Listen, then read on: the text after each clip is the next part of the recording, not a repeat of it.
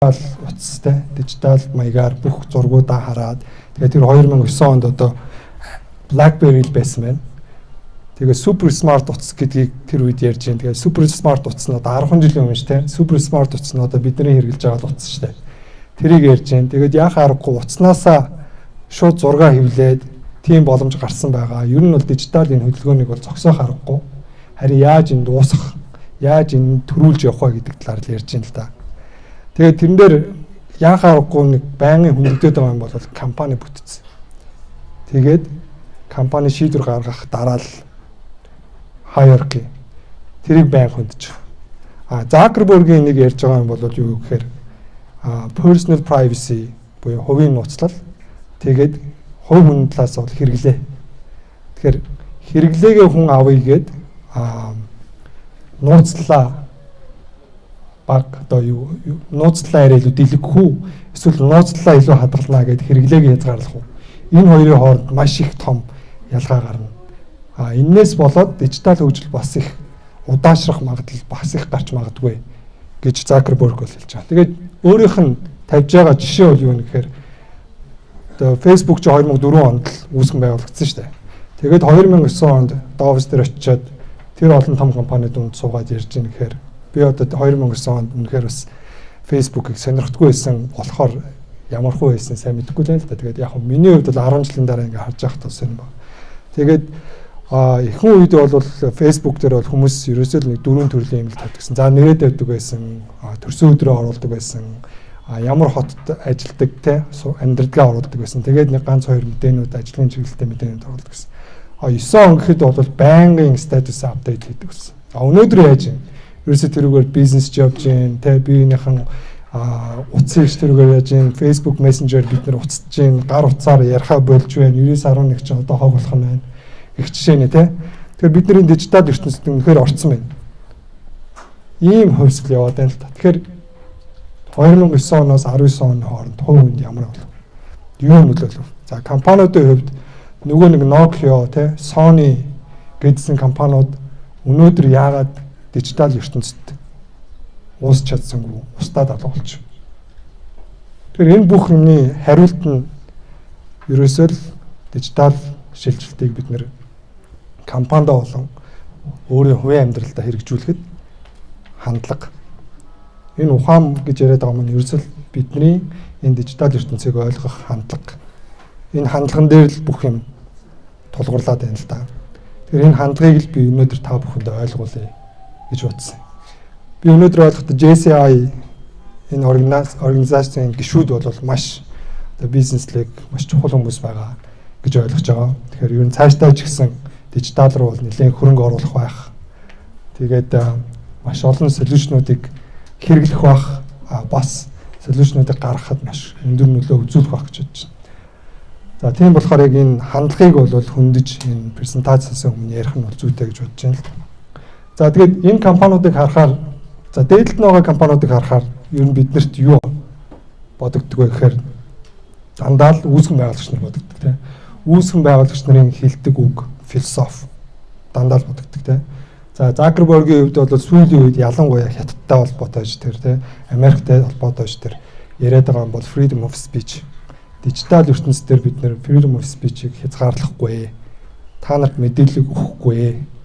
Энэ нэг талаараа олон нийтийн дунд Facebook-ыг алдаа болгож байгаа ч гэсэн ажлыг явуулахад бол маш хэцүү болж байгаа тийм. За Steve Jobs 3 девайс гаргаж ирээд нэг болгоно гэж дайрсан. Тэгэхээр энэ бол яахаа аргагүй маш ухаантай project manager үгүй гэдгийг хизээж авдаггүй. Хариултанд авдаггүй. Microsoft-од ойлгомжтой хүний хөгжил гэдгийг бол байнга ярьдаг. Одоо би Microsoft-ийн гүйцэтгэх захирал хэн ч юм мэдэх юм байна. Bill Gates л байсан те Gates Foundation л гэдээ ярьж ирсэн. Тэгээд сүүлд нэг кино гарсан те. Тэгээд ер нь бол харахад дандаа л хүний хөгжлийн талаар ярьждаг. Тийм юм болчиход байгаа. За Tesla-гийн үүсгэн байгуулагчийг бол миний бодлоор Tesla бол Elon Musk орсноос хойш бол үнэхээр үүсгэн байгуулагч болж орсноос хойш бол шал өөр болсон. Тэгэхээр яахаа аргагүй шинийг дандаа эрдхийлж хайж идэг. Энэ хүнд бол мөрөөдөл гэдэг бол үнэхээр хязгаар юм байна гэдгийг л ойлгож байна. Тэгвэл энэ доор байгаа компаниудыг та нар бодоод үзэхээр цаадалд нь хэн баг ямар философи баг. Энэ үнэхээр дижитал хөгжлийг тэргүүлж чадхаар компаниуд уу эсвэл дижитал хувьсгалтай дөнгөж хөл нийлүүлж алхаж байгаа компаниуд уу? Мэдээж Citibank хэдэн сая доллараар хөрөнгө оруулалтыг IT дээр хайж идэг, солиушнуудыг байнга хайж идэг. Citibank бол дэлхийд кредит картаар номер 1. Кредит картныхын технологи дээр бол маш их мөнгө хайдаг. За Walmart бол бас л одоо онлайн худалдаатай өрсөлдөөл явж байгаа тийм. За сүүлийн 2 компани бол Oracle бол номер 1 одоо IT-ийн програм хийдэг SaaS байгаа. Тэгэхээр энэ програмууд дээр бид нар бол маш олон үйлдэлүүдийг хийж байгаа. Маш их чадвартай компани. Гэхдээ энэний цаана философи нь яв вэ? Гэхдээ энэ дижитал хувьслыг энэ хүмүүс хандлагын тогтоохоор энэ компаниуд хандлагын тогтоохоор байна уу? Үгүй юу? Ингээд бодохоор хариулт бол бид нар бол энэ хүмүүс рүү илүү их анхаарах бах тийм. За намайг Залбоо гэдэг. Би Start компани тууцын дарга. Start Global гэдэг манай компани бол Сингапур бүртгэлтэй компани байгаа. Тэгээд Start Global компани Global Market Expansion-ыг хариуцсан захирал хийж байгаа. За манай компани бол бас нэлээд их дотроо хувьсаж өөрчлөгддөг компани байгаа. Тэгээд нэлээд олон юм явж байгаа. За миний туршлага бол юу гэхээр би банкны салбарт 12 жил ажилласан. Тэгээ энэ хугацаанд бол мэдээж яг банкны салбар гэхээр мэдээж санхүүг ингээл ярих бах. Гэхдээ яг дижитал тэгээд гарааны бизнес гэдээ ярихаар миний хувьд бол юу хамгийн түрүүнд амд гарч ирдэг вэ гэхээр би энэ үед 3 технологийн 3 системийн өөрчлөлтөөр явж ирсэн. Тэгэхээр би ямар байсан гэхээр тэр 12 жилийн хугацаанд бол байнга л програмын өөрчлөлтийг яаж хийх үү? Яаж програмын өөрчлөлтөд зориулж ажлаа тайлбарлах уу те? Яаж тэр функц зорилгыг тэр IT-ийн хүмүүстэй ойлголцох уу? Ерөнхийдөө бол нэг тиймэрхүү юмыг байнга хийжсэн. Миний ихэнх цагийн бас нэлээд их авдаг байсан. Тийм ч болохоор миний хувьд бол одоо дижитал чиглэл гэдээ ярихаар бол аль талаас нь асуудлыг аль талаас нь харах боломжтой юм шиг санагдаад байна. За Голомт банкнд би ажиллаж байхад 2006 онд ороход Galaxy гэдэг програм байсан. Дараа нь бид нэр чинь Bankers шиг Grape болсон тийм. Тэгээд тэрний дараа бид нэр одоо Oracle юуг ашиглаж байгаа. Fintech-ийг Finacle-ийг ажиллаж байгаа. Тийм. Finacle-ийг ашиглаад ингэж явхад бол маш олон өөрчлөлтүүдийг бид нэр хийжсэн. Гэхдээ тэр донд би өөрөө тэр дижитал солиушныг яаж ойлгож ирсэн бэ гэдэг нь аягүй сонирм байна. Тэгээд би тэр буруу ч гэх юм уу, аягүй сонирч гэх юм уу те тэр зүйлийг энд орж ирээд дижитал солиушныг бүтээгээд хэрэглэгчнэрт гэдэг маань одоо надад буцаагаад зарах гэж байгаа. Тэр хүмүүсийн өдөр харахад бол ер нь л их буруу орж ирсэн юм байна гэдгийг ойлгоод байгаа байхгүй. За тэгэхээр стартапуудтай бид нэр ерөнхийдөө уламжлалт бизнесүүд маань одоо нэг талаар өрсөлдөгч гэх юм уу, хамтарч ажиллах ч юм уу нэг тиймэрхүү байр суурьтай байгаад байгаа тийм. Тэгэхээр би стартапууд ер нь яагаад ямиг тийм хурдан шийдээд байт юм бэ гэдэг талаар ярих гэж бодож байна л та.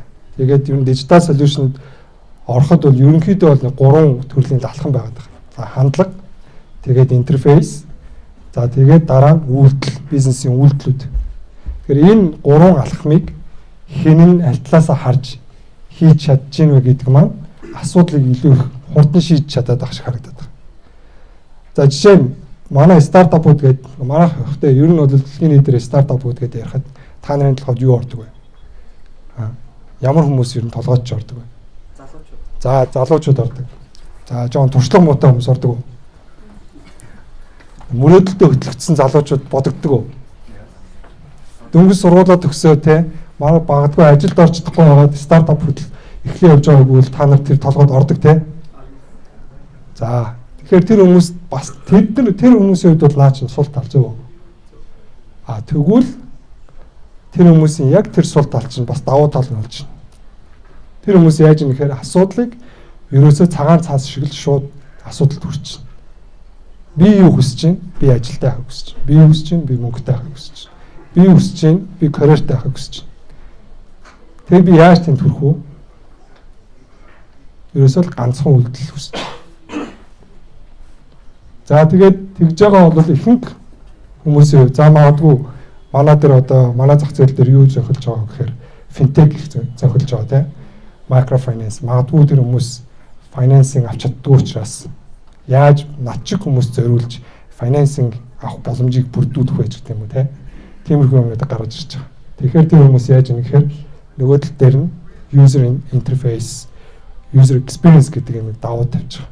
Тэр хүмүүс digital design үйлдэл гэдэг бүх юмнуудыг бодож агаад өөрсдийнх нь шинэлэг аргаар, өөрсдөд нь таалагдсан байдлаар тийм аргаар бүх тэр UX, UI гэдэг юмнуудыг хэрэгжүүлж эхэлж байгаа. За түүний дараа хамгийн сүүлд нь тэр бизнесийн тэр нарийн financial санхүүгийн тэр үйлдэл дүрм мөрмийг л тэд нар хүнддэг. За яг эндээс энэ шилжих үед ихэнх стартапууд дампуурдаг. Ихэнх үед магадгүй тэр 3 сарч биш магадгүй 12 сарч биш магадгүй 5 жил болоод жижиг дунд бизнесээс хэтрэхгүй байж аваад ундагч бизнесүүд зөндөө байгаа. Тэгэхээр яг энэ үед одоо яадаг вэ гэхээр бидний заадаг хичээлүүд байдаг л та why entrepreneur, яагаад чи entrepreneur болох гэж байгаа, юуг шийдэх гэж байгаа, яаж шийдэх гэж байгаа, хинтээ хэрхэн шийдэх гэж байгаа гэдгийг заадаг тийм сургалт байдаг. Стартап академигийн сургалт байдаг. Тэр бүх асуудлуудыг маш богино хугацаанд яаж тэр entrepreneur-уудын толгойд хийж, яаж тэр гаргалгаануудын шийдэх гаргалгаануудын арга замуудын зааж багаар ажиллах боломжийг бүрдүүлэх үү гэдэг сургалтууд байдаг. За нөгөө талаараа гэх юм бол нэг юм уу хоёр удаа одоо version 1, version 2-аа гаргацсан байгаа бол тэрийг массын бүтээгдэхүүнд яаж борлуулалт хийх вэ гэдэг дээр нь ордог бол бидний Start Academy гэж сургалт байдаг. Studio гэж сургалт байдаг. Програм байдаг, сургалт биш програм. Тэр иймэрхүү програмуудыг бид нэр хэрэгжүүлдгээрээ манай компани бас нэг хийдэг юм байна. За тэгвэл стартапууд гэдэг юм бол уламжлал бизнесүүд яадаг вэ? Уламжлал бизнесүүд бол яг эсрэгээр нь хийж эхэлдэг. Яг энэ бол би байхгүй юу? Би өөрөө яг энийг харахаараа өөрийгөө хардаг байхгүй юу? Ажлаа хийгээд гүйжсэн чинь удирдлагаас за ийм юмнуудыг хийх боллоо гэж хөрдөг. Би тэрийг ойлгохгүй. За одоо хийх ёстой юм байна гэж өглөөнөөс холол оройн хүртэл хийдэг бүх юмаа бичиж байгаа л функцүүдээ бүгдийг бичээл тэгснээр зорилгоор нь хуваагаал тэгэл нөгөө нэг IT-ийн хүмүүст өгдөг. Араас нь очиод тайлбарладаг. Тэгэхээр би яг энэ талаас нь ийшээ ингэж явж байгаа. Тэрний дараа л би user experience, user interface гэдэг юмыг бол бодож эхэлдэг. Тэгээд энэ чинь програм чинь нөгөө дотоод програм тэгээд бас хэрэглэгч байгаа гадаад програм гэж байна шүү дээ. Тэр дотоод програм бол би өөрөө хэрэглэгч нь болчдөг. За тэгээд харилцагч шууд өгж байгаа бол тэр гадаад програм болж байгаа. Тэгэхээр хөвчлэн бол банкны хувьд бол дотоод програм дээр би өөрөө ажиллаж байсан. Тэгэхээр тэрэн дээр бол юу яадаг гэсэн гэхээр UX-ийг бол хамгийн сүүлд UI-г бол хамгийн сүүлд дандаа боддог гэсэн. За тэрний дараа бизнесийн үйл ажиллагаагаа тэрний дараа би хандлага боддог гэсэн. Хандлага нь юу вэ гэхээр за би зөв юм хийчихв яач вэ энэ бүх юмыг боддог. Тэгэхээр би UX UI гэж ингээ яриад байна л да. Тэгэхээр энэ UX UI гэдэг юмыг бас тайлбарлаад өгөх хэрэгтэй баг тийм. Энэ бол бас одоо энэ стартап ертөнцид IT tech ертөнцид хамгийн гол үүрэг гүйцэтгэдэг юм байна. Тэгэхээр UI user experience гэхээр бид нар ингээл нэг програм нэгээл хэрэглэдэг шүү дээ. Тэгэл тэр програмууд аль болохоор надад амархан л ахыг үздэг тийм. Тэгээд аль болохоор нэг л функц байвал хэрэглэгч дуртай байна. Одоо бүр функцгүйж болж байгаа. AI-ыг ашиглаад Amazon-ых хэрэгэлдэг жорлонгийн цаасыг чинь гэрт чинь сард нэг удаа хөрвүүлж байгаа. Олон ам бүлтэй бол сард 2 удаа хөрвүүлж байгаа. Энэ бүх анализыг чинь AI-ыг дамжуулаад хийж байгаа. Amazon-ы Jeff нэг товчлуур дараад ерөөсөө жорлонгийн цаас захиалдаг болгоно гэсэн зорилтыг тавьжсэн. Тэр үед хүмүүс бүр гайхаад юу яриад байна гэдэг чийсэн. Тийм нэг девайс тарааж эхэлсэн. Тэгээд тэр нь бүтэхгүй болоод болоо тэрийг хаяад ерөөсөө AI дээр үндэслээд хүний behavior-ыг судлаад хэрэгцээг нь судлаад худалдаа авалтын дээр нь үндэслээд ерөөсөө гэртэн шууд хөргөж өгдөг болох. Тэгэхэд бол бид нар юу засах хэрэгтэй юм? Transportation засах хэрэгтэй байна. Хүргэлтийг хурдан болгох хэрэгтэй байна. Хагжуулах хэрэгтэй байна. Дата база цуглуулах хэрэгтэй байна. Бүх юмнуудыг гаргаж агаад хийсэн. За тэгвэл энэ бол юу гэхээр хэрэглэгч товчлуур дарахгүй байхыг л хүсэж байна. Ямар ч функц хийхгүйгээр юм авахыг хүсэж байна. Зорилго. За тэгвэл бизнес яаж байна? Бизнес бол нөгөө нэг 10 функцэл хүсэж байгаа байхгүй. Ялангуяа тэр дотоод ажил хийж байгаа хүмүүс л 10 функцэл хүсэж байгаа. Зорилго нь юу вэ? Ганцхан зорилготой жорлонгийн заасал зарах гэдэг. Тэгэхээр энэ хоёрын хооронд ийм том зөрүү үүсэж байгааг user experience харьцаж байгаа баг маань, за хүн маань бол гаргаж ирнэ гэсэн үг. Тэгэхээр энэ UX харьцаж байгаа хүн бол юу аналитикл чадвартай. Асуудал шийдсэндээ кайф авдаг. Магадгүй техникийн хэлээр ярьж чаддаг. Техникийн хэлээр код бичиж чаддаг байвал бүр сайн. За тэгвэл UI нь юу вэ? UI нь болохоор user interface. Тэгэхээр UX нь бол ерөнхийдөө асуудал дээр шийдээд арамыг гаргаад өгч гэсэн үг. Арамыг гаргаад арга хэсэг босгоод өгч. UI нь болохоор энэ дээр нэрээд нөгөө махын нөгөө нэг арьсын бэлдэж өгнө гэсэн үг байхгүй. Тэгэхээр тэн дээр дизайныг гаргаж өгнө. Хэрвээ товчлоо байна гэх юм бол товчлоорын дизайныг гаргаж өгнө. Гурвалжин байх юм уу, дөрвөлжин байх юм уу гэдэг гаргаж өгнө гэсэн. Тэгэхээр энэ хоёр маань эргээгээд энэ хоёрыг хооронд холбож өгөхөд бол маш том хүлээж, маш том үүргийг гүйцэтгэнэ гэсэн үг. Тэгэхээр ихэнх нөхцөлд, ихэнх стартап дээр бол юу яадаг гэхээр энэ бүх юм нь бол нэг хүн дээр хариалагддаг. Энэ бүх юмыг хийдэг. Гэтэ томроод ирэхээр энэ бол салдаг. Томхон байгууллагууд дээр яадаг гэхээр ихэвчлэн салчаад энэ хоорондоо коммуникац явуулдаг. Энэ бол эргээгээд бидний яг юу бидний төлөх чинь гэхээр бүтцийн өөрчлөлтөөр бид нэр дахиад бүтцийн өөрчлөлт ярихдаа тэрэн дээр одоо програмын шаардлага гаргаж өгч байгаа нэг ажилтан биш. Тухайн нэг жиг хариуцж байгаа нэг захирал биш. Тэр компани тэр аяараа тэр компаниг үүсгэн байгуулсан хүмүүс, тууз, тэ захирлууд тэр аяараа энэ хандлагыг хоногшуулсан байх хэвээр, ойлгосон байх хэвээр. Тэгсний дараа л энэ бүх хандлага маань компани дотор соёл болж байгаа гэсэн үг. Энэ соёл энэ хэлж байгаа ярьж байгаа хүн болгоны амнаас гарсны дараа энэ бүх юмнууд чинь хоорондоо уялдаа холбоотойгоор юм гэсэн үг. Тэгээд энийгээ дагаад бид нар юу болох вэ гэхээр стартапуудын ийм чиглэлд орно. Ихэвчлэн бид нар бол жижиг багууд хуваагдаад энэ асуудлуудыг гаргаж ирээд UX, UI бүгд л тийм төвшөнд ажиллаж эхэлнэ гэсэн үг. За тэгэхээр бидний одоогийн нэг ажиглаад байгаа юм юу вэ гэхээр соёлууд маань хоорондоо, хандлагууд маань хоорондоо биеинд уусаж эхэлж байна л да. Тэгээ яагаад уусаж эхэлж байгаа юм гэхээр за нэг гадны том шалтгаан юу вэ гэхээр нөгөө нэг аюу амархан байсан, зардал багтаа байсан стартапуудын хийж исэн санаанууд маань ерөнхийдөө бол аль хэдийн эзэнтэй болсон. Финтек гэдэг ярихад Монгол ч гэсэн эзэнтэй яваад адилхан олон улс ч гэсэн ер нь бол бүх тийм амархан санаанууд маань аль хэдийн unicorn гэсэн компаниудтай болцсон байгаа. Тэрбум долларын үнэлгээтэй компаниуд болцсон. Тэгэхээр одоо стартапууд маань тийм гоё санаа гаргахын тулд нарийн мэрэгжил шаардсан дотоод тухайн салбарын дотоодыг маш сайн ойлгосон тийм хүмүүсийг шаардж эхэлнэ гэсэн. За тийм хүмүүсийг шаардаад эхэлнэ гэхээр тэр хоёр дахь юм нь болохоор юу гэж юм гэхээр бид нэр ажиллах хүчээ тэр дундаас олно, эсвэл партнерууд яг тэр дундаас олно гэсэн. Олон хүмүүсийг тэр нарийн мэрэгжлийн хүмүүсийг авах тусмаа эргээд стартапууд маань тийм тогтсон бүтцтэй арай илүү холимог соёлтой тийм болж урьж байгаа. Гэхдээ ихэнх компаниуд бол одоо ялангуяа уламжлалт компаниуд бол аль болохоор хайрцагнаасаа гарч сэтгэх ёстой. Бид нар хайрцагнаасаа гарч ээж өрсөлдөх юм байна.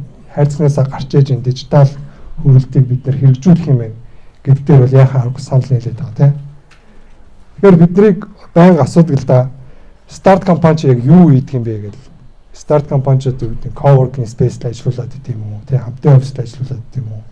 Старт компани чинь тэгэл нэг зөвлөгөө өгөөл консалтинг хийгээд байдаг юм уу? Гэтэл байнга асуудаг байхгүй. Тэгээ бидний хийдэг юм бол яг л та бүхний харж байгаа л тэр бүх юмыг л хийж байгаа. Гэхдээ бидний зорилго бол арай өөр. Яг та хэдийн бодож байгаас бүр магадгүй эсрэгч гэж магадгүй. Тэгээ манай старт компани дээр хийж байгаа ихэнх юмнууд бол ерөөсөө хандлага дээр тулгуурласан юм байна. Хандлага дээр тулгуурласан орчныг бүрдүүлж байгаа. Тэгэхээр магадгүй өнөөдөр энэ одоо ирээд дээр та бүхэнд ингээд хандлага яриад байж байгаагийн гол шалтгаан маань бас тэрэндээ байгаа л гэж бодож байна. Тэгээд менежмент бүтэц гэдээ бид нэр хөвчлэн ярьдаг тийм. Энэ менежмент бүтэц маань ерөөсөө яг юун дээр бууж хандлаган дээрээ л бууж байгаа шүү дээ тийм. За тэгэхээр бидний энэ байгаа space маань юу вэ гэхээр aim space. Бид нэр ер нь бол coworking space-ийг ажилуулад бас нэлээд олон жил болж байна. Coworking space дээр яг юу бүрдүүлдэг вэ гэхээр бид нэр тийм хотл те ингээд та бүхэн ч гэсэн одоо манай хотлын нэг хэсэг болж байгаа мэдэж байна уу? Өссөөсэйгөө. Тэгээд хотлын нэг давуу тал нь юу вэ гэхээр энэ байгаа стартапууд маань яг адилхан биеийнхээ адилхан стартапуудтай хамтраад ажилладаг. Хамтраад ажиллаж яадаг.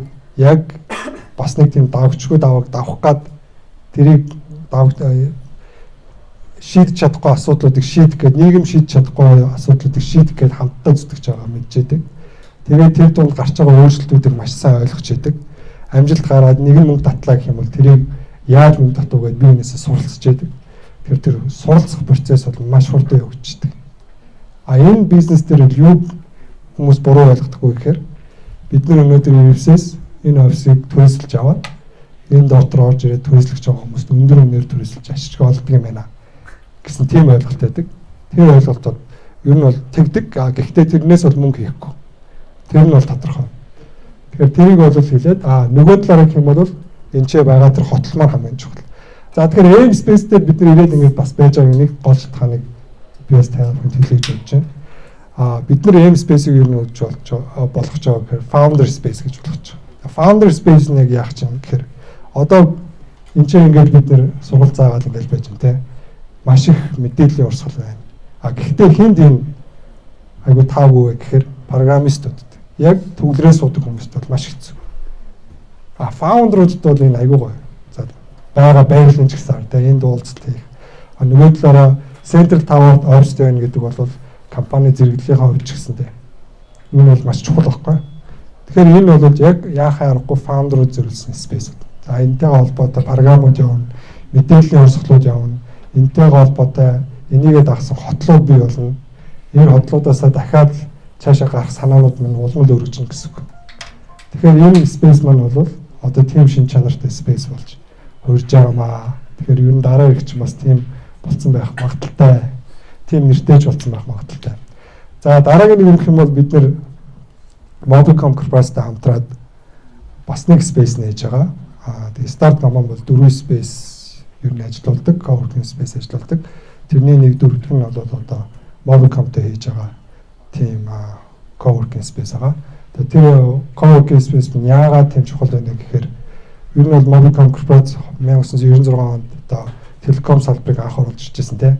Тэгээд технологийн шийдлийг бол дараагийн түвшинд авчижсэн шүү дээ. Яг тэрнтэй адилхан өнөөдөр гарааны бизнес рүү ингэж өөрсдийнхөө анхаарлыг тавьснаар бол дахиад технологийн салбарыг дараагийн түвшинд авчих тийм том юм хийж байгаа. Инновац өөрийгөө хөгжүүлэх тийм боломжийг бүрдүүлж байгаа. Бас нөгөө талаар хамгийн том юу вэ гэхээр өөрсдөө зах зээлийг тэнцэнээс шалгарсан стартапуудад нээж өгөх, хамтарч ажиллах, хөрөнгө оруулах тийм боломжийг бас нээж өгч байгаа. Гэхдээ энийг хөгжүүлэхийн тулд ямар авах хэрэгтэй вэ гэхээр бас бусад компаниуд, бусад хөрөнгө оруулагч нар, бусад хамтрахыг хүсэж байгаа корпорациуд ч гэсэн тэнцээ спейсээр орж ирж яг л адилхан эрх төрчтэй тэр компаниудтай харилцаа үүсгэх тийм боломж бас байх хэрэгтэй. Тэгэхээр тийм универсал тийм орчин үүсгэж байгаагаараа энэ спейс маань бол өнөөдөр яг одоо Монголын түвшинд бол маш өндөр үр гүйцэтгэж байгаа. За тэгээд ямар ч энэ спейсүүдийг ингээд хэлэхэд бол надад нөхөр гоё юм. Дараагийн нэг юм гэх юм бол бид нар юу гэдэг вэ гэхээр корпорац инновац гэж байгаа. За Mobilcom space гэсэн юм бол корпорац инновац болно. Гэхдээ корпорац инновац дээр дахиад үүнийхэд бүтэцгээд бид нар ярьсан тийм. Бүтэц тэгээд шийдвэр гаргах дараал тэгээд хандлага. Тэгэхээр энэ бүх юмнуудыг хэрэгжүүлэх одоо орчин маань юу вэ гэхээр coworking space бол хувирна гэсэн. Тэгэхээр ямар болох вэ гэхээр Mobilcom корпорац дээр байгаа газар нэгжүүд бол бусад компани газар нэгжүүд ч гэсэн Mobilcom энэ space дээр ирээд стартапуудтай хамтраад ажиллах, нэг өдрийг хамтдаа өнгөрөх тийм боломжийг бүрдүүлнэ гэсэн үг. Тэгснээр яаж юм гэхээр түрүүний миний гаргаадсан тэр сумнуудыг аль тал руу илүү чиглүүлж болохоор байна. Хаана бид нар алдаад байна? Энэ хүмүүсийн тарих яаж ажилтдаг юм бэ гэдгийг яг бодит амьдрал дээр та цугтаа сууж аваад хийх боломж бүрдэх байхгүй. Тэгээ бас нэг юм хэлэх юм бол түрүүн би сум дээр яж ах дандаа л нэг залуу хүүхдүүд гэдэг жисэн. Ер нь бол Лайнманы хандрыг мэдэн штэ. Лайнманы хандар надад анх би стартап ертөнц рүү орж ижахт нэг мэлжсэн. Яагаад технологийн хүмүүсийн юуг санхүүгийн шийдлийг аягүй сайн шийдэж чаддгүй гэхээр тэд нар ерөөсөө л тэр санхүүгийн шийдлийг бодохдоо програмын алгоритм маягаар л тооцдог, хардаг. Санхүүгийн салбарт удцсан хүмүүс болохоор тэр дүрм нь болохгүй, энэ дүрм нь болохгүй гэдэг ингээд хувийн сэтгэл зүйн дарамт оруулж ирээд тэгэл сүүлд ямар нэг байдлаар болохгүй маань гэсэн шийдэлд хүрдэг. Програм хүмүүс тэрийг мэдэхгүй болохоор тэгэл хийждэг гэж яриад байгаа байхгүй. Тэгээд би тэрийг зөвхөн програмын хүмүүс дээр л юм гэж бодсон чинь бас үгүй юм байна. Одоо би энэ стартапын ертөнцид, корпорац ертөнцөөс орж ирэхээр миний хийх гээд байгаа юмнууд бол зарим бодлороо бол IT-ийн хүмүүс санхүүгийн ертөнцид орж ирээд хийж байгаатай адилхан би энд орж ирэхээр тийм байдлаар юмд хандаад байгаа байхгүй. Яагаад болохгүй гэж. Би асуудлыг харахгүй ингээл болчих юм шүү. Гэл дайраад явчихдаг.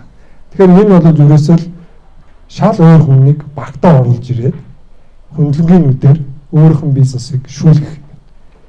Тэр чинь өөрөө маш том хандлага байхгүй. Маш том ойлголт. Та өөрийнх нь бизнесийг бүх мэдээллийг болж байгаа тэр хурал бүх юмдаа шал хөндлөнгийн хүн оруулж ирээд тэгээд тэр хүнээс зөвлөгөө аваад өгсөн зөвлөгөөгийн зүгээр нүдэ ханаад хэрэгжүүлнэ гэдэг бол бас нэг талаараа маш том эрсдэл. Нөгөө талаараа бас хэн хурдан хийж чадна, хэн зөв хийж чадна. Тэр бол маш их боломжийг бас авчрах боломж. Тийм учраас энэ хотл гэж бидний яриад байгаа, community гэж яриад байгаа нь маш чухал.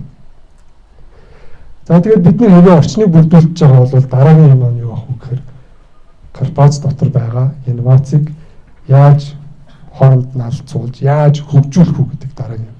Тэгэхээр бид нар энэ дээр бол Шунхлаа групптэй хамтраад ажиллаж байгаа. Шунхлаа группийн GSB Capital гэдэг компанитай бид нар Demo Day гэдэг хөтөлбөрийг хийхээр болсон. За Demo Day нь яг ингээд ярих юм бол тийм амар нэг одоо хэцүү одоо бүх тийм лаг хөтөлбөр бол лагч юм да лагалтаа гэхдээ яаж зохион байгуулах асуудал болно л доо. Тийм шинэлэг юм бол биш. Бид нар бол Demo Day-г маш олон удаа хийжсэн. Гэхдээ Demo Day-ийн өмнө нь болон хойно хийж байгаа маань энэ удаагийн Demo Day-г аюу өөр болгож өгч байгаа. За тэгээд Шунхлаа групптэй хийж байгаа гэдэг маань бидний хувьд бол маш том нэр хүндийн асуудалтай. Хоёрт нь гэх юм бол гарааны бизнес хөгжихэд маш том үүрэг өрөөл болж байгаа гэсэн үг. Тэгэхээр би одоо Шунхлаа групптэй маш их баярлж байна. Бацаахан захиралтаа маш их баярлж байна. GSB Capital-ын Чинбат захиралтаа маш их баярлж байна. Тэдний хамт олон маань үнэхээр том алхмыг хийж байгаа. Mobicom Шунхлаа гэдэг хоёр том компани өнөөдөр Монголын корпорацийн ертөнцийг бол үнэхээр инновац талдаа манлайлж ийн гэж хэлж болохоор байна. Тэгэхээр бид нар яг уу гэхээр Demo Day болтол бид нар компаниудаа сонгож аваад тэднийгээ бэлдэн гэсэн үг. Тэгээд Demo Day-ийг шалгарсан компаниудад GSB Capital хөрөнгө оруулна. GSB Capital 500 сая төгрөгийн сан дотроо төсвөлдсөн байгаа. Тэр сангаас энэ жилдээ 3 стартапт оруулах гэж байна. Тэгэхээр бид нар тэр шилдэг 3 стартапыг олохын тулд өнөөдөр бол бүх хүч зориг гарна гэсэн үг, хүч чармаалтаа гарна гэсэн үг. За тэр стартапууд маань ямар стартапууд гэхээр лайн мэн болохгүй, эрхэс болохгүй, эрхэс дээр угаасаа хөрөнгө оруулсан. Хотел болохгүй. Тэдний дүүнэр гэсэн үг. Тэд нар болох гэж байгаа өнөөдөр ажиллаж байгаа магадгүй хүмүүсийн нүдэнд өртөөгүй байгаа тийм стартапуудыг бид нэр өнөөдөр олж өгч GSB Capital хөрөнгө оруулаач гэж санал тавьсан гэсэн. За бас нэг өөр юм юу гэхээр Demo Day-ийн дараагийн хөтөлбөр. Энэ бол accelerator хөтөлбөр. Хөрөнгө оруулах бол мэдээж хэн ч гэсэн амархан баг. Ялангуяа мөнгөтэй хүмүүстэй. Гэхдээ оруулсан компанитайгаа яаж хамтарч ажиллах? Яаж тэр стартапууд чинь нөгөө тэрбум доллараар өнгөлөгдсөн unicorn компани болоод байгаа юм бэ гэдэг чинь нууц байгаа шүү дээ. Тэгэхээр тэр accelerator хөтөлбөрийг Demo Day болсны дараа манай компани бас GSB Capital-тай хамтраад хийх юм. Тэгээ ийм цогц бүтээгдэхүүн маань нийлээд корпорацийн инновацийг GSB Шунхлаа группт бол хоногшуулж өгч байгаа. Энэ үед ямар хүмүүс оролцох вэ гэхээр тухайн группийн салбараар ирсэн захирлууд оролцсон, Апогийн захирлч гэсэн оролцсон, маркетингийн хүмүүс ч гэсэн оролцсон. Би энэсээ суралцах процесс тэр аяараа явагдав. Ингээд програм дууссаны дараа магадгүй бид дахиад жил 2 жил ч гэсэн хамтраад ажиллах боломж тэр хандлага суух болов гэсэн тийм одоо горилготой бид нар ажиллаж байгаа гэсэн. За тэгэхээр энэ бүх юмыг бол та бүхэнд ингээд хэлхэн ингээд ярих нь бол одоо практик дээр ингэж хэрэгжиж байгааг ингээд тайлбарж өгөх нь бол маш чухал баг тий. За тэгэхээр старт компани дээр бас нэг хийдэг юм. За старт компани гэдээ яриад байгаа боловч үндсэндээ хэлэхэд энэ чинь нэг гарааны бизнес дижитал орчныг яаж хэвлэгчд хүргэх вэ гэдэг хамгийн том асуулт байхгүй. Тэгэхээр өнөөдөр старт компани яг юу гэдэг вэ гэхээр бид нар аль нэг компанид хөрөнгө оруулаад ч юм уу аль нэг компани хийж байгаа бизнесийг санааг нь олчод яг тэрийг давтаж хийх бол биш. Гол нь тэр бизнесээ сонсоод тэр бизнест юу хэрэгтэй байгааг нь ойлгох хэрэгтэй. Тэгэхээр яг өнөөдөр манай Монголд юу үнэн бэ гэхээр бид нар 3 сая хүнтэй бизнес харилцагч зориулсан тийм хэрэглэн дээр үндэссэн бизнес хийхэд бол хэцүү. 3 сая хүний худалдаа авах чадвар дундаж анги тэр аяараа 3 сая хүн байсан ч гэсэнтэй хязгаарлагдмалт мэ. Тэгэхээр биднэрт юу хэрэгтэй вэ гэхээр зах зээл хэрэгтэй. Биднэрт өнөөдөр боловсрал өндөртэй 95-6% боловсралтай тийм юугаа популяшн байгаа тий. Тэр хүмүүсийг тэгвэл бид нар яаж ашиглаж, яаж олон улсын зах зээл дээр гаргаж одоо энэ моментыг алдагдуулахгүй явах вэ гэдэг бол хамгийн том гол зүйл байгаа. Тэгэхээр бидний бас нэг хийж байгаа юм гэх юм бол зүүн өмнөд Азийн зах зээл рүү бид нар өөрсдөө тэлж байгаа. Сингапурын зах зээл, Малайзийн зах зээл дээр тэлж байгаа. Тэгээд өнгөрсөн 7 хоногт бид нар Google-ийн хайд офис дээр стартапууд авчичоод тэгээд Монголын экосистемийг ерөнхийдөө бол Сингапурын зах зээл дээр авчирсан гэсэн үг. Тэгэхээр ер нь бол Сингапурт байдаг хүмүүсийн Сингапурт ажиллаж байгаа банкуудын ч юм уу тэдний хэлдэг юм юу гэхээр Монголын бизнесүүдтэй харьцаад ганцхан хэцүү юм байдаг юу вэ гэхээр тэд нэр ирээд ярьчаад явахаараа алгуулчихдаг. Ямар ч харилцаа байдгүй. Тэгээд эргээгээд мэдээлэл өгдөг. Тэгээд ирэхээр нэг ингээд гинтхэн юм яриад юм асуудал ороод ирдэг. Тэгэхээр эн чинь яг стартапууд дээр ч гэсэн гардаг зүйл байхгүй. Хөрөнгө оруулалт татах гэж байгаа бол байнгын харилцаа үүсгэж өөрийгөө таниулж ярьж байгаа юм чинь яг гаргаж байгаа акшнтайгаа адилхан байгаамаа гэдгийг мэдүүлэх. Эн чинь хамгийн том одоо бидний ядгаар хөрөнгө оруулагчтай харилцаа, партнеруудын харилцааг авч явж байгаа хамгийн том юм гэсэн үг. Тэгэхээр бид нар энийг үнэхээр бодит утгаар нь заавал Google-ийн офис дээр хийсэн. Ингэжээж бид нар бас тэнцэнэ зах зээл дээр бид нар бас ивентийг ингэж ийм төвшин зохион байгуулж чаддгиймаа гэдгээ Сингапурын хөрөнгө оруулагч нар партнеруудтай ч гэсэн харуулж байгаа гэсэн үг. За түүний дараа бид нар корпорацийн инновац гэдгийг Малайзд хийсэн. Малайз дээр ирээд Малайзын корпорациудыг өөрж авчирч байгаа корпорацийн инновацыг хийсэн. Тэгэхээр энэ бүгд маань одоо том зургаараа харах юм бол Монголын гарааны бизнесийг л тэлэхэд зорьсон. Гарааны бизнесүүдийг цаашдаа олон улсын зах зээл дээр одоо гаргаж байгаа энд гаргаж байгаа ирч хүчээ адилхан тэнд ч гэсэн гаргаасаа гэсэн ийм зорилттой ажиллаж байна. За энийг явуулсан байна. За юун дээр ер нь бол манай гарааны бизнес дээр бас байнгын ажилттай байгаа юм юу гэхээр ер нь бол entrepreneur стартап тал дээр бол бид нэр хөвчлэн ажилладаг л да. Гэхдээ нөгөө талд нь бас айгүй том үзүүлэлт байгаа. Тэрний хөрөнгө оруулагч. Тэгээд сүүлийн 2 жилд нэг одоо манай гарааны бизнесүүд чинь хөрөнгөний бирж дээр айгүй их бүртгэгдээд хувьцаанууд нь айгүй их амжилттай яваад ер нь гаргасан болгон айгүй их мөнгө татж байгаа болохоор хадгаламж эзэмшиж байгаа хүмүүс байнга ирэл гарааны бизнест хөрөнгө оруулах гэдэг байдаг байхгүй. Тэгээ ярьж байгаа юм юу гэхээр би энэ 3 жилийн дотор оруулсан хөрөнгө оруулалтаа нөхчих болов уу гэж асууад байт. Тэгээд тэрийг ингээ бодоод зөвхөн яг жилдээ энгийн бизнес бол нэг 30% тэ 40% цэвэр ашигтай байдаг бол 3 жил бол нөхөх юм байна л да. Гэтэл гарааны бизнес гэдэг юм чинь 5 жил 7 жилийн дотор ашигтай болдог.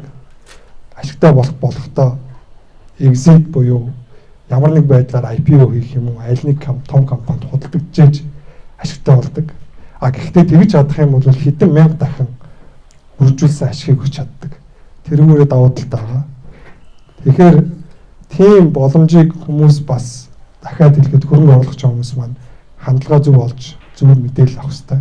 Тэгэхээр энэ бол гарааны бизнес тэгээд VC болоод ажиллана гэдэг бол цаг хугацааны асуудал байдаг. Ерөөсөө бид нар бирж дээрээс нэг хувьцаа худалдаж аваад буцаад зараад эсвэл хадгаламж хийгээл уртаа үедээ цуцлаад тэрийг хэрэгэлдэг тийм субъект одоо хөрөнгө оруулалтын сувг бол биш. Тэгэхээр цаг хугацаа явж ээж тэр хөрөнгө оруулсан одоо тэр VC гэдэг та дэс мөнгөж нь аваад хөрөнгө оруулаад өгье гэж байгаа тэр компаниудын туршлага цаг хугацаа явж ээж тодорхой болно. Магадгүй 2-3 жилийн дараа хөрөнгө оруулсан компаниудынх нь хэдэн дампуурсан байна, дампуураагүй байна гэдгийг харж ээж тэр VC-нэг одоо venture capital фандуудынх нь үр нөлөөнд харагдах байхгүй. Тэгэхээр тэрэн дээр хүмүүс хандахдаа тэрэнд хөрөнгө оруулалт мөнгөө хийхдээ яаж тэр компаниудыг ойлгох хэрэгтэй юм бэ? Стартап талаас нь ч тэр entrepreneurship талаас нь тэр хөрөнгө оруулагч талаас нь ч тэр яаж ойлгох хэрэгтэй гэдгийг ойлгуулах тийм сувг бол бид нарт хэрэгтэй байсан. Тэгээ тийм учраас бид нэр Монголын гавьяа бизнес хөрөнгө оруулагч тийм Angel Investor-ийн холбоо гэдэг нээсэн байгаа. Тэгээд та бүхэн ч гэсэн сонирхох юм бол холбогдорой. Манай холбооны гишүүд бүгд хойно суудсан байгаа. Манай туузын гишүүд суудсан байгаа. Бид нар одоохондоо ямар ч гишүүд юу н авч эхлэх байгаа. Тэгээд нарийн бичгээр нь манай NASCA гэдэг хөтөл NASCA бусаад аваарай. Тэгээд манай туузын гишүүд бас хойно суудсан байгаа. Ер нь бол манай пэйж рүү ороод харах юм бол манай мэдээлэлүүд бүгд бэлэн байгаа. Тэгээд бид нар ерөөсөө гишүүнчлэл авч эхлэх байгаа. Яагаад тэгэхээр бид нар нэг сургалтын байгуулах юмэр гоо. Бидний зорж байгаа юм юу гэхээр дахиад хөрөнгө оруулах тийм хүрээлэл бий болгохмоор байгаа байхгүй. Тэгэхээр магадгүй дараагийн удаа бидний ярих хийх ёстой юм юу гэхээр энэ ч стартапууд маань pitch хийгээд тэгээд энэ ч хідэн angel investor-ууд суугаад хөрөнгө оруулах сонирхолтойгоо илэрхийлээд тэгээд хөрөнгө оруулаад явах. Яг энэ орчныг л бодитоор бүрдүүлэхийн тулд бид нэр ажиллаж байгаа гэсэн үг. Ингэсний дараа л харин бид нэр нээлт